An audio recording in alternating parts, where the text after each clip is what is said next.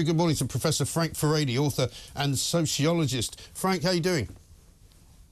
Not bad. Yourself? Not bad at all, not bad at all. Wondering whether I could put this question to you. Obviously, we'll talk specifically about NatWest in a minute.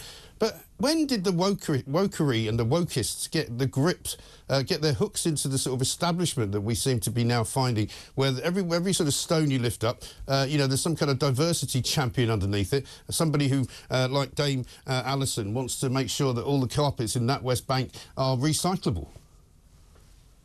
Well, you know, they used to talk about the British establishment, and there used to be an old British establishment, the Old Boys Club, that existed throughout the 20th century, but they've been replaced by a new establishment, which resembles in many ways an oligarchy. You know, we talk about the Russian oligarchy and the Russian oligarchs, but what we have in Britain are our own version of what the oligarchs are. These are people who have their own kind of private networks. They know one another. They're in the media, they're in business, they're in corporations, they dominate the cultural institutions. But most important of all, they got their own language, and they very much got their own concern, their own values, which are very, very, very distinct. And in many respects, the sort of Dame Alison really personifies somebody who's got a good education, has been educated into all the weird ideas of diversity, all the weird ideas to do with wokery. She actually lives it. This is what her identity is. And at the same time, she's the kind of person that big companies want to use to kind of promote their image.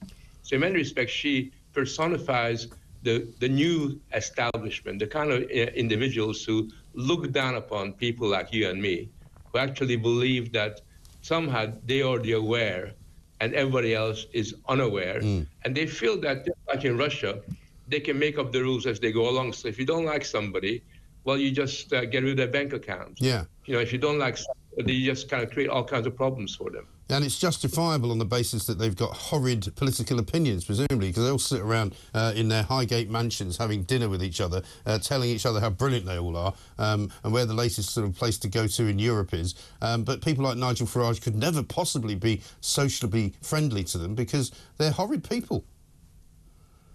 Well, they are. I think they've, you know, imagine if you were forced to spend a Friday evening having a drink with Dame Alison and her mates. Imagine what the conversation would be like, because they would look at you. Well, I know exactly what the conversation would be like, because I've had conversations with people like this before, and they often say things like, oh, you're actually quite a nice guy, aren't you? I didn't think you were. I thought you were horrible. And you go, well, where'd you get that idea from? What, because I say things that you don't agree with. You think, oh, therefore, I must be horrible.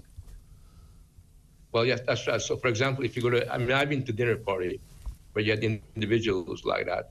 And after a while, it got to the point where routinely my wife would kick me under the table, which was meant to signal, shut up, don't say this. And all I was doing was making some very small points about the fact that I prefer meat over vegetables. Yes.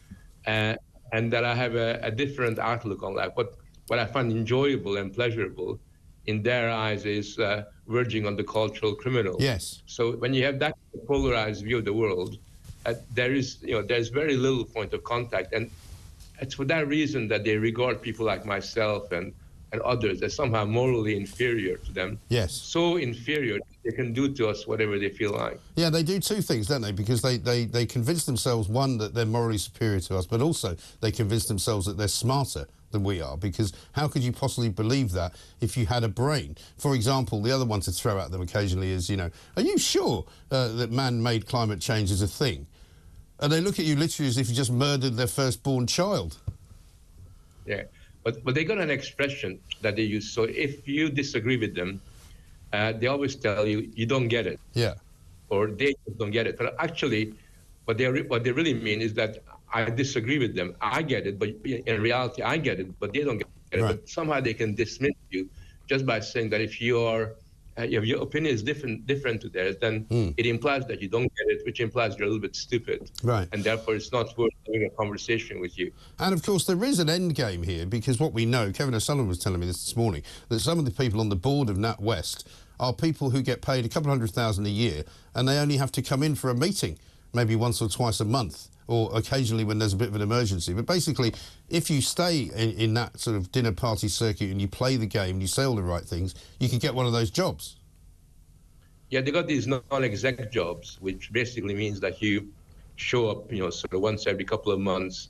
You smile at people. You have a glass of sherry. Well, you don't have sherry anymore. It's a new kind of drink that you have with them. Then you will have done your bit. And there's an interesting kind of group of individuals who don't have real jobs, but they have a lot of non-exec positions on different corporations. And that's the way that they network. That's the way that they introduce people to each other. And that's how this oligarchy works. It's a very strange oligarchy because they don't come across as dangerous the way that Putin's oligarchy does, but they're just as insidious, and they are just as morally corrupt as the Russian one. And where do you think they sort of hail from, most of these people? Have they been possibly to public schools, or have they not been to public schools? So the old establishment you kind of thought of as kind of old Etonian, straight into a top job in the stock market or the civil service, generally speaking conservative with a small c, sometimes with a big C. But this is a different tribe, isn't it? It's not entirely a different tribe. A lot of these people have gone to public schools, maybe not to Eton, and a lot of them are the children of relatively affluent people who have had establishment links in the past. But basically, these are people who, through higher education, have developed a view of the world that is hostile to traditional values. They become consultants. I mean, typically they become consultants. They go into the media. Very often they become political advisors at a very early point in their lives. Right.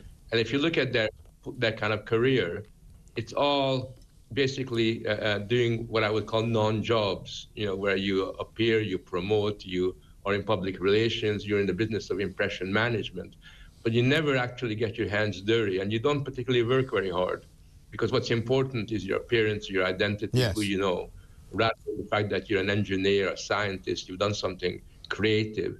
These are people that are very much a new kind of establishment. And these are all the people, by the way, with putting the sort of the tribal aspects of it all together. These are all the people who could work from home and who very much did work from home and who were very happy to work from home and still maybe do during COVID. Yeah, I mean, they feel most at home in their digital bedroom. And in the ideal world, the way they like to live their lives is spend a couple of hours at home playing around with their computers and then going out and maybe going to Highgate or Islington, have a nice cup of coffee, chat to some people, sort of then go shopping, sort of to a whole sort of wellness shop, or one of those shops that sells all those cute little nuts and herbs and stuff that will make you healthy, and then go back and do maybe another hour's work, and that's the kind of way of life that they kind of cultivate. Somebody's just sent me an article from 2019 from The Guardian, of all places, by the environment editor, written there, interview with Mark Carney, who was then the chairman of the governor of Bank of England, saying basically companies and industries that are not moving towards zero carbon emissions will be punished by investors and will go bankrupt. Yeah, I mean, Carney is very interesting. I mean, I think he's a Canadian. Yeah, he is. And really kind of exudes the kind of Canadian values which are the wokest in the world at the moment. And it's interesting how the banking sector, which used to be very much kind of hard and calculating and pragmatic and instrumental, how the banking world has a kind of embraced and adopted these kinds of values, where you can imagine that whenever they have a board meeting in a bank, they usually begin by waving the rainbow flag, sort of, and swearing on the Bible of LGBTQ, how much they believe in diversity, how that's much more important than their company's profits. Yeah, absolutely right. Frank, stay where you are if you wouldn't mind. We've got some other things to talk to you about. Professor Frank Furedi's here, author and sociologist, a man who can lift the lid on how the wokists took over Britain, because that's what they've done. And thanks to Nigel Farage, we've now got an idea of exactly how odious and how pernicious their influence has been on banking, on the civil service, and on much else besides. We'll have more coming after this on Talk TV.